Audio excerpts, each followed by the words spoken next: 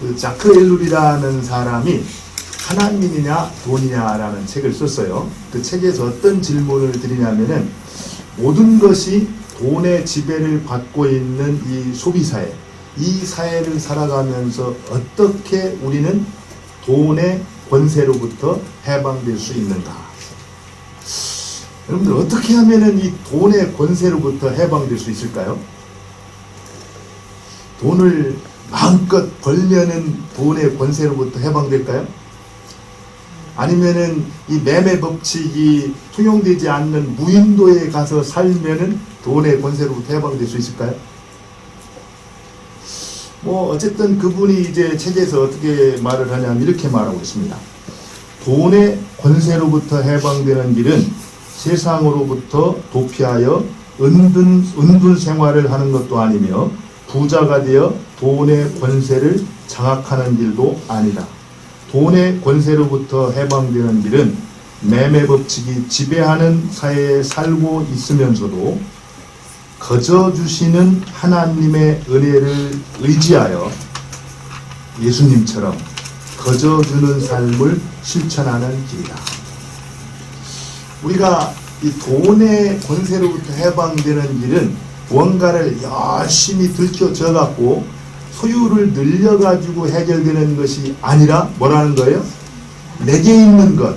우리 주님께서 십자가에서 자신의 마지막 십자가의 그 핏방울 하나까지도 다 쏟아서 우리를 위해서 내어주셨던 것처럼 내게 있는 것을 끊임없이 이웃과 나누어주는 그 나누는 삶을 통해서 돈의 권세로부터 우리가 어떻게 있다는 거예요? 해방될 수가 있다는 겁니다. 그런 의미에서 우리가 오늘 이 이스라엘을 이 느헤미야와 이스라엘 백성들이 드렸던 하나님 앞에 드렸던 헌신, 이건 굉장히 중요한 의미가 있습니다. 우리가 이 돈으로 시작하지만 결국에는 돈이 아니라 우리의 마음이고 우리의 하나님 사랑의 실천이 될 수가 있다는 거예요. 오늘 이게 우리가 함께 읽었던 이 말씀은요, 느헤미야와 이스라엘 백성들이 이제 포로로 잡혀갔다가 돌아와서 무슨 일을 합니까? 성벽 공사를 하잖아요. 그죠? 성벽 공사를 52일 만에 완성을 해요. 근데 원래 느헤미야와 이스라엘 백성들이 성벽 공사를 할 때 그 목적은 성벽 공사 자체에 있지 않았습니다. 원래 성벽 공사를 통해서 결국에는 성전의 기능이 회복되어지고 유대 공동체를 회복하는 것이 원래 개혁의 목적이었거든요. 그래서 이제 성벽 공사가 끝난 다음에 어떻게 합니까? 학사 에스라를 초청해 가지고 율법을 낭독하게 하죠. 그래서 율법의 말씀을 이렇게 듣는 가운데 어떤 걸 발견합니까? 자기들이 얼마나 하나님 말씀으로부터 멀리 떠나 있는가, 그리고 하나님 앞에서 얼마나 불순종하는 삶을 살고 있었는가를 발견하게 됩니다. 그러면서 말씀 앞에서 그들이 이제 회개를 하죠. 회개라는 게 뭐라고 했습니까? 그 자리를 떠나서 하나님께로 돌아가는 거라고 했어요. 그래서 회개를 한 다음에 이제는 옛날처럼 살지 않겠습니다. 이제는 하나님께서 기뻐하는 삶을 살겠습니다. 이렇게 결단을 하고 그들이 하나님 앞에 뭐를 합니까? 5가지 약속을 해요. 그게 이제 10장의 내용인데, 지난번에 우리는 어떤 내용들을 살펴봤습니까? 첫 번째, 이방인들과 통혼을 하지 않겠다. 이 얘기는 신앙의 혼합주의를 내가 거부하고 오직 하나님만 섬기는 그런 삶을 살겠다, 이렇게 고백을 한 겁니다. 두 번째는 뭘 했죠? 안식일을 기억하여 분명하게 지키겠다. 사실 그 당시에 경제적으로 굉장히 힘들었을 때 일회 중 하루를 딱 쉬면서 매매를 금하면서 안식일을 지킨다라는 것은 보통 쉬운 일이 아니었습니다. 희생이 따르는 일이었어요. 그렇지만 그것이 우리가 살 길이라는 것을 알았기 때문에 이제 안식일을 지키게노라, 이렇게 약속을 했어요. 그리고 나서 이제 오늘 말씀에 보면은 몇 가지 다시 또 약속을 하잖아요. 그 약속이 뭡니까? 오늘 약속 대략적으로 보면 한 3가지 정도가 나와요. 첫 번째는 성전세를 들여서 성전의 기능을 회복하겠다, 이 얘기가 나오고, 또 성전에서 제사가 드려지기 위해서는 뭐가 드려졌냐면은 땔감, 나무가 드려져 있거든요. 그래서 나무를 우리가 당번을 정해가지고 계속 끊이지 않도록 드리겠다. 그리고 결국에 성전에서 봉사하는 누굽니까? 레위인들이죠. 그죠? 그 레위인들이 성전 봉사를 계속 할 수 있도록 그들의 필요를 위해서 11조를 계속해서 우리가 드리겠다. 이렇게 이제 약속을 합니다. 그 내용이 이제 오늘 내용이거든요. 오늘 이 내용을 통해서 하나님께서 우리에게 몇 가지 참 중요한 이 교훈을 주고 있다고 생각을 해요.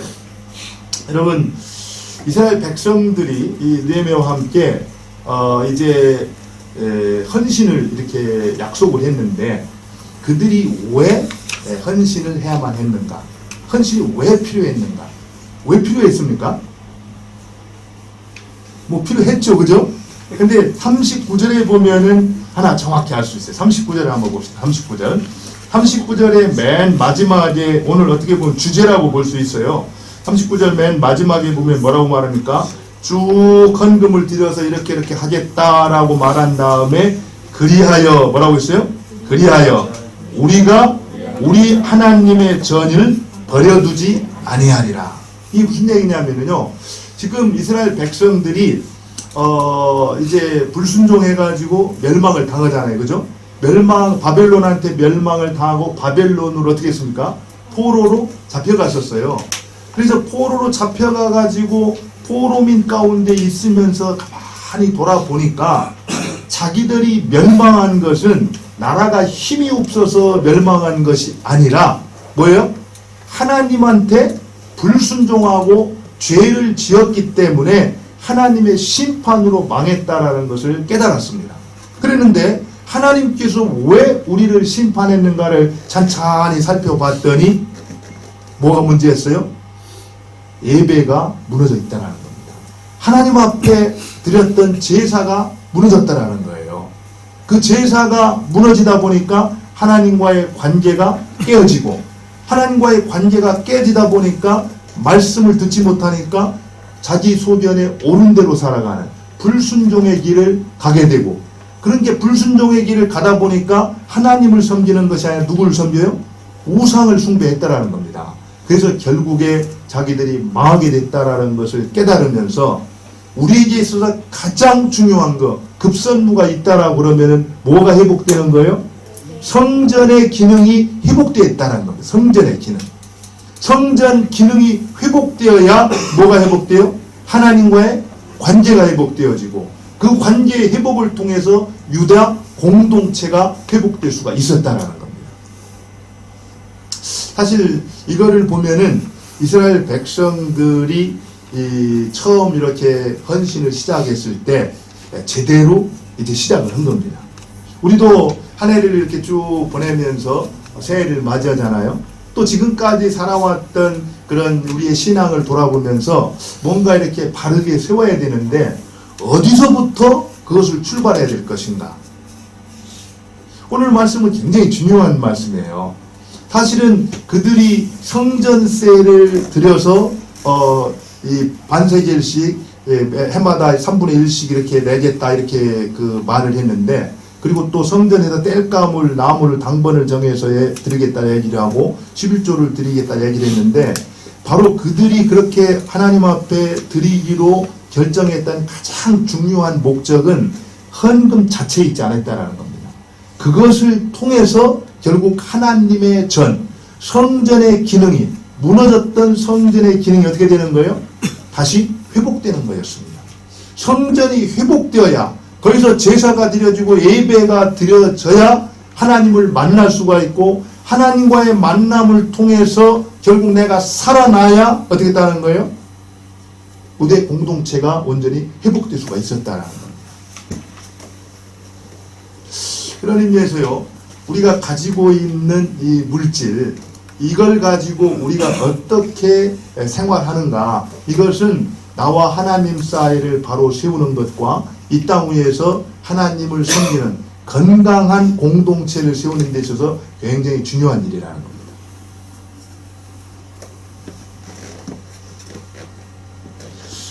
근데 우리가 알아야 될 것은요.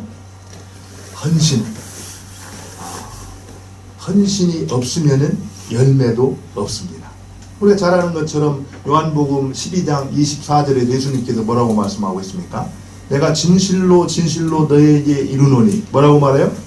한 알의 밀알이 땅에 떨어져 썩지 아니하면 한 알 그대로 있고 썩으면은 많은 열매를 맺는다고 했습니다. 우리가 썩어지는 정말 내가 희생하고 헌신하는 것이 없이 열매는 주어질 수 없다라는 겁니다. 여러분들 한번 우리 서울 나눔과 섬김의 교회를 한번 돌아보면 좋을 것 같아요. 우리가 우리 집사님 기도해 주신 것처럼 3월 21일 날 화평교회에서 기도 모임을 시작을 했어요. 그리고 6월 17일 날 이제 이곳에서 설립 예배를 드리고 이제 이 공식적으로 이제 교회가 출발을 했는데, 그때부터 지금까지 저는 이렇게 하나씩 돌아보면서 하나님 앞에 정말 많은 감사를 드렸습니다. 정말 한 분 한 분들의 수고와 헌신, 정말 어쩌면 그렇게 하나님께서 꼭 필요한 분들을 우리 공동체에 허락해 주시고 또 그분 한 분 한 분들이 아름다운 헌신을 드릴 수 있었을까? 그 헌신을 통해서 지금 이 자리에 온 겁니다. 제가 한번 물어볼까요? 유영준 장로님, 지금 딱 와서 보니까 여기가 개척교회 같습니까? 몇 년 된 교회 같습니까? 몇 년 된 교회. 답을 정확히 우리 소장로님 다 가지고 계세요. 실제로요, 사실 저희가 이렇게 막 출발한 공동체지만 어떻게 보면은 얼핏 보기에는 뭔가 이렇게 오래된 교회 모양으로 모든 것들이 참 은혜 가운데 잘 이렇게 진행되는 걸 볼 수 있어요. 거기에는요, 정말 한 분 한 분이 자기가 서 있는 그 자리에서 정말 어떻게 보면 힘에 지나도록 아름다운 헌신을 드렸기 때문에 지금 이 모습이 이루어질 수 있었다는 겁니다. 특별히 우리가 여기 앉아 계신 분들의 이렇게 헌신도 있었지만 또 그렇지 않은 외부에 우리 조장로님 섬기시는 싱가포르 나눔과 섬김의 교회, 그분들의 기도와 또 사랑과 헌신이 있었습니다. 또 화평교회에 또 사랑과 헌신이 있었고요. 또 우리가 같이 할 때 서울 광염교회에 또 헌신이 있었고, 또 온누리교회 사회선교부에 헌신이 있었습니다. 그리고 그 외에도 이 교회를 위해서 마음을 같이 하는 분들의 아름다운 헌신들이 있었습니다. 그런 헌신들이 있었기 때문에 지금 우리가 이렇게 정말 하나님의 은혜를 경험하는 그런 공동체의 길을 걸어가고 있을 수 있다는 거예요. 저는 한 가지 확실하게 말할 수 있는데요. 우리가 하나님 앞에 지금까지 그랬던 것처럼 앞으로 그 아름다운 헌신 드리기를 멈추지 아니고 계속 드려진다면은 우리 이 공동체는 더욱 아름답게 계속해서 세워져 가지고 더 많은 사람들에게 사랑과 은혜를 나누어주는 그런 축복의 통로가 되리라고 확신을 합니다. 참으로 지금까지도 그래 하셨던 것처럼 앞으로 하나님께서 우리 서울 나눔과 섬김의 교회를 통해서 열방이 복을 받고 주님께 돌아오는 그런 놀라운 일들이 이루어질 것입니다.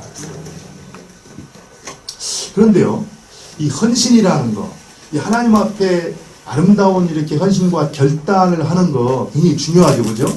그 중요한데 더 중요한 것은 그 결단과 헌신이 구체적으로 실천되어지는 거, 우리 생활 가운데 적용되어지는 것이 아주 중요합니다. 사실 여러분들 성경을 보면은요, 학사 에스라의 개혁이 있고 이 느헤미야의 개혁이 있거든요. 그런데 에스라의 개혁이 미완성으로 끝났다라고 한다면은 느헤미야의 개혁은 성공을 하게 됩니다.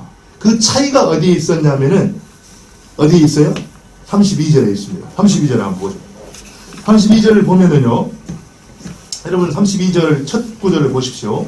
우리가 또 뭐라고 했습니까? 스스로 규례를 정하기를, 이렇게 말하고 있습니다.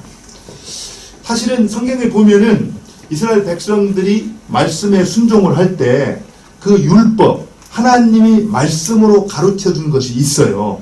그런데 그 말씀으로 정확하게 가르쳐 주지 않는 부분이 있습니다. 그 부분에 대해서 이스라엘 백성들은 그냥 두리뭉실하게 넘어간 것이 아니라 어떻게 했다는 거예요? 자기들 스스로 규례를 정했다는 겁니다. 이제부터 우리가 성전 기능을 살리기 위해서 우리가 성전 중심의 신앙생활을 하고 또 제사장들에게 11조를 드리고 이러는 것들은 율법이 정확히 명한 바이기 때문에 우리 거기에 대해서는 이의가 없이 순종하면 돼요. 그런데 성전 세를 내고 쓸 나무를 써야 될 이 땔감을 대는 이런 일들에 대해서는 성경에서 분명하게 규정하고 있지 않단 말이에요. 그래서 이런 부분들을 우리가 하겠습니다 이렇게 결정을 했는데 그 결단을 했을 때 그것을 구체적으로 적용하기 위해서 그들은 어떻게 했냐면 어떻게 했어요? 스스로 규례를 정했다 이렇게 말했다는 겁니다. 여러분들 여기 보면 정확히 나와요. 32절에서 스스로 규례를 정하기를 그래서 쭉 하겠습니다 나오고 34절에도 보면은 또 우리 제사장들과 레위 사람들과 백성들이 뭐로요? 제비 뽑아 각기 종족대로 해마다 정한 시기에 나무를 바치기로 또 정했다 이렇게 나옵니다. 그러나 반대로 36절에 보면은요 또 우리 맏아들들과 가축에 처음 난 것과 소와 양에 처음 난 것을 뭐라고요? 율법에 기록된 대로. 근데 그것은 율법에 기록되어 있으니까 그대로 하면 되는 겁니다. 이 얘기가 무슨 얘기냐면은 우리가 오늘 말씀을 들으면서 또 하나님 앞에 기도를 하면서 정말 하나님이 내게 주신 시간, 내게 주신 물질, 내게 주신 능력 이런 것들 정말 하나님 앞에 온전히 드리는 이 헌신을 해야 되겠다. 이렇게 마음의 결정을 갖는 거 중요한 일이라는 겁니다.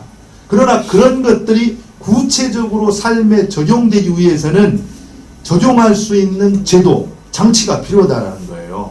그것을 여러분들이 이 시간에 찾지 못한다라고 그러면은 참 은혜로웠어, 좋았어, 그러고 나서 끝날 수 있다라는 겁니다.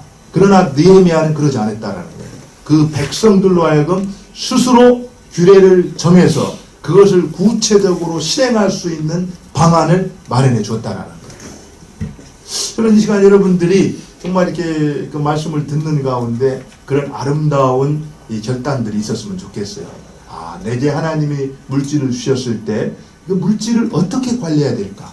오늘 말씀을 보니까 내가 돈의 권세로부터 해방되는 일은 더 많은 것을 내가 소유해서 해결되는 것이 아니라 우리 예수님이 그러하셨던 것처럼 십자가에서 자기의 마지막 핏방울 그 한 방울까지 다 우리를 쏟아내어 주셨던 것처럼 나도 내게 있는 것을 끊임없이 이웃과 나누는 삶을 살 때 그때 비로소 이 돈의 권세로부터 해방될 수가 있구나. 그걸 깨달았으니까 내가 이제부터 하나님 중심으로 재정관리를 해야 되겠다. 그렇다라고 그러면 그것을 어떻게 할 것인가. 여기에 대해서 선한 기준을 가져야 된다는 겁니다. 그리고 그 기준에 따라서 살아갈 때 그 말씀이 우리 삶을 변화시키는 것이 될 수가 있다는 거예요. 느헤미야와 이스라엘 백성들은 그 일을 했다라는 거예요. 그렇기 때문에 느헤미야의 계획이 성공할 수 있었다는 겁니다. 그러면 어떻게 할 것인가? 어떻게 하면 좋겠어요? 제가 한 분을 좀 소개를 드리고 싶어요. 실제로 드리는 일에 있어서 아주 모범적으로 이렇게 살았던 분인데 누구냐 하면은 요한 웨슬레. 여러분들 요한 웨슬레 아시죠?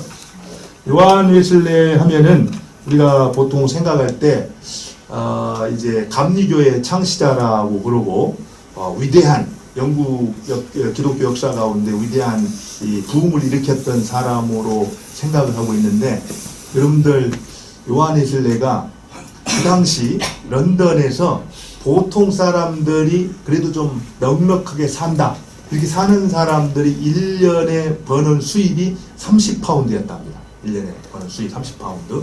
그때 요한 웨슬레가 자기가 쓴 책의 인쇄라든지 이런 저작권으로 인해서 받았던 수입이 얼마였는지 아세요? 1,400파운드를 받았대요. 그러니까 보통 사람들보다 조금 많은 게 아니죠, 그죠? 30파운드면 충분히 부유롭게 사는데 1,400파운드를 받았다라는 것은 굉장히 큰 돈을 벌었던 사람이에요. 근데 큰 돈을 벌었던 게 중요한 게 아니라 그 요한 웨슬레가 자기가 벌었던 돈을 하나님께서 기뻐하는 방식으로 잘 사용했다는 겁니다. 그가 옥스퍼드 대학에서 강의를 시작할 때 받았던 첫 봉급이 30파운드였대요. 그런데 이 30파운드 가운데 2파운드만, 왜냐하면 28파운드가 생활비였기 때문에 2파운드만을 이렇게 헌금으로 드렸다는 겁니다. 그런데 1년이 지나자 이렇게 유명세를 타면서 봉비 이렇게 딱 올라가지고 그 다음에는 60파운드를 받았다는 겁니다. 60파운드를 받았을 때 그가 하나님 앞에 드렸던 헌금은 32파운드였습니다. 그리고 그가 그 다음에는 90파운드로 또 올라가지고요. 그때 그가 하나님 앞에 드렸던 헌금은 62파운드였어요. 그러면 여러분들 대략 계산이 나오죠? 뭐는 1.5고 뭐가 들어간 거예요? 생활비는 그대로 반드시 꼭 필요한 그것만 사용하고 나머지는 모두 하나님 드렸다는 겁니다. 그래서 그가 한 유명한 말이 있어요. 우리의 수입이 늘어가면은 우리 생활비를 높일 것이 아니라 헌금의 수준을 높여야 된다, 이런 얘기를 했습니다. 그런데 중요한 거는 요한 웨슬레가 처음부터 그런 삶을 산 게 아니라는 겁니다. 사실 요한 웨슬레가 처음 30파운드를 받아가지고 그때는 굉장히 이렇게 조금 사치도 하고 또 술도 마시고 또 이런 생활을 보냈다 그래요. 근데 하루 굉장히 추운 날이었는데 역사의 이거 기록에 보면은 1731년이었습니다.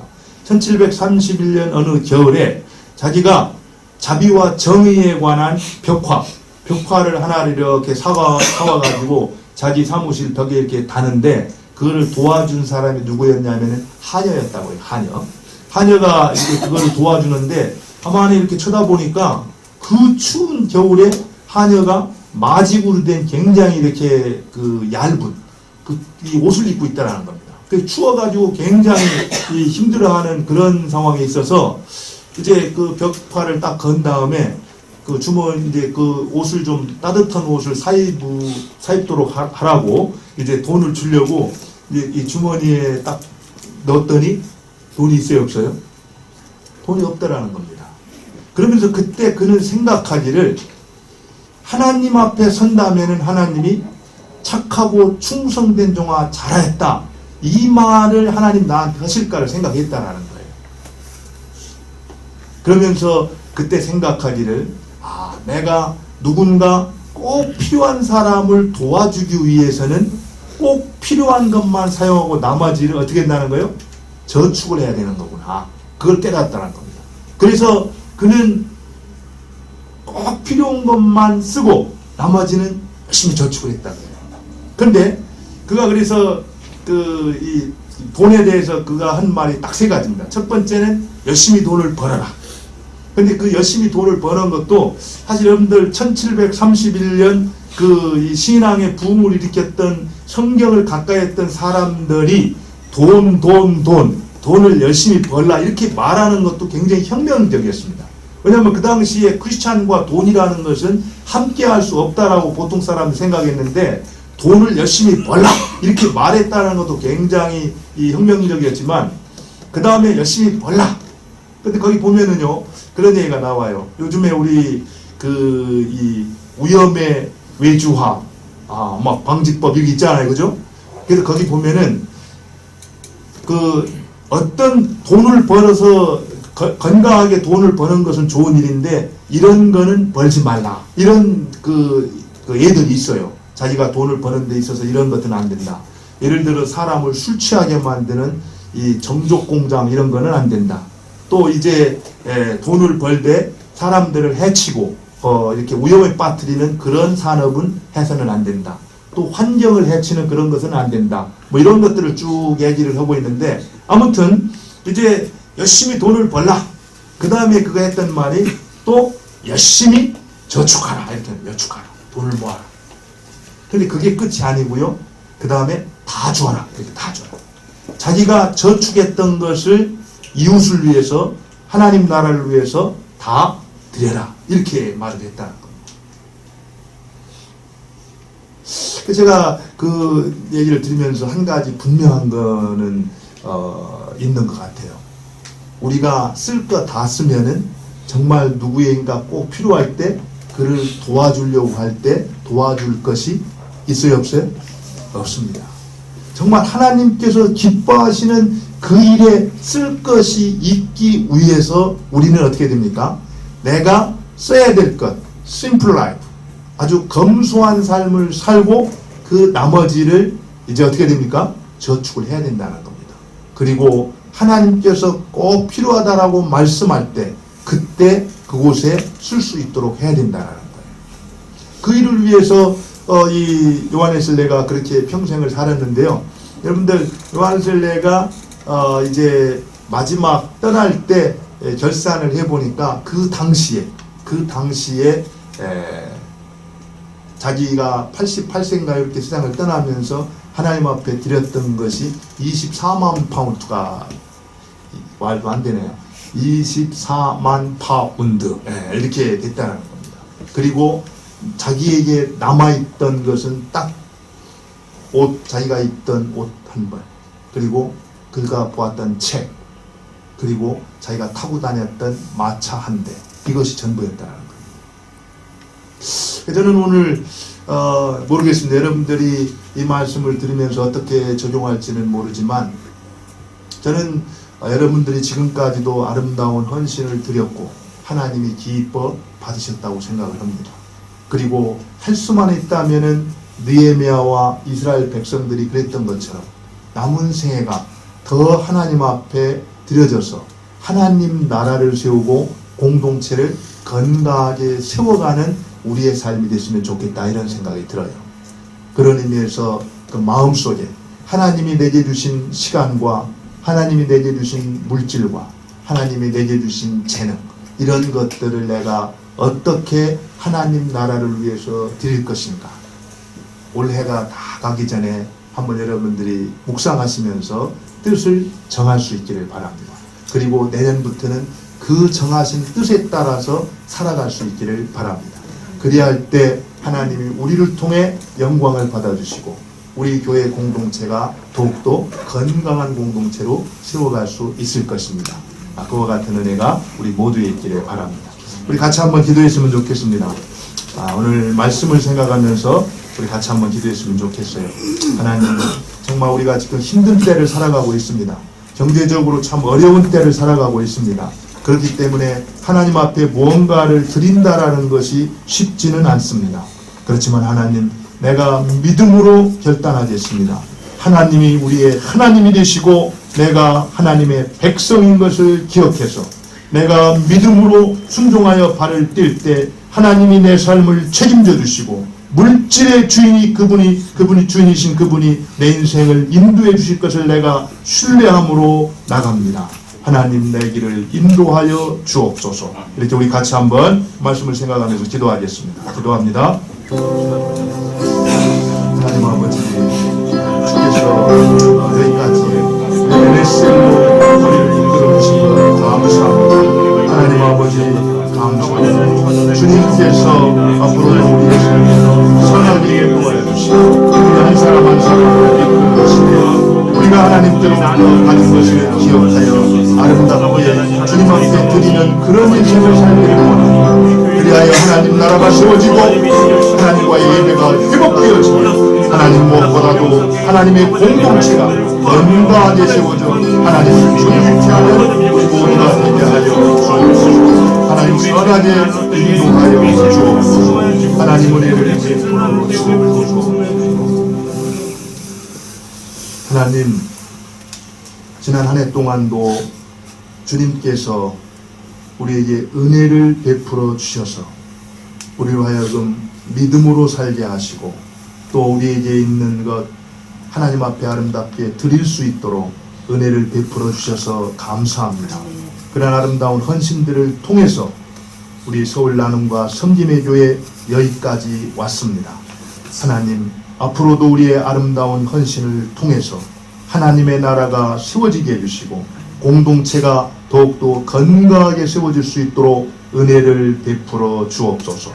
무엇보다도 위로부터 부으시는 하나님의 은혜가 늘 우리와 함께하여서 우리 식구들 모두 은혜 가운데 강한 자가 되어 믿음 없는 이 세대 가운데 믿음으로 하나님을 존귀케 하는 모두가 되게 하여 주옵소서.